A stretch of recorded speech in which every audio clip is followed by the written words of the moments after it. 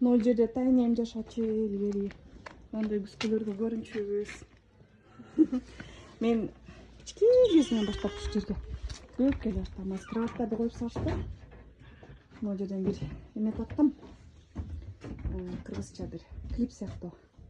Мына апамдын эски сандыгы. Ушул төркүйдө турчу дайыма. Канча жолу эртең мен ойгонгондо ушу сандыкты карап койгончумун да. Мына дагы бир сандыгы. Ноут туркиси.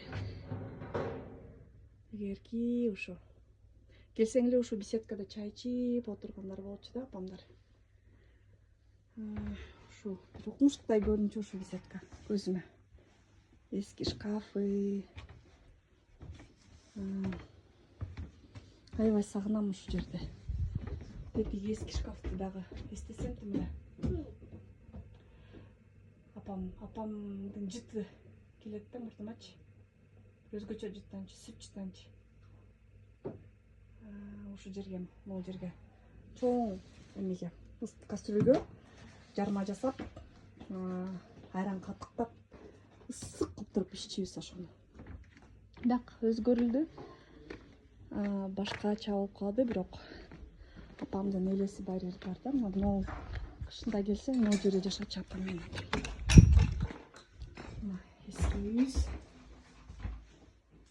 Ушул үйдөн да кетти апамдар. Мына мешке жанагындай кесме жасап берчи. Куруп, томат менен койго кесип. Бул жерде деле өзгөрүп калыптыр. Могул жерде саат бар болчу. Анан радио бар болчу. Тик-тик-тик-тик деп анан радио сүйлөп турчу. Саламатсыздарбы? Жаңылыктар деп. Аябай сонун болчу. Анан жерде кышында үйлөсөм десең эме болчу. Пар чыгып ини болчу. Биздин могул жерде сүрөттөрдү тартчубуз отуруп. Илгерки үй, бирок мен үчүн бул дайыма жаңы үй да. Башайлы.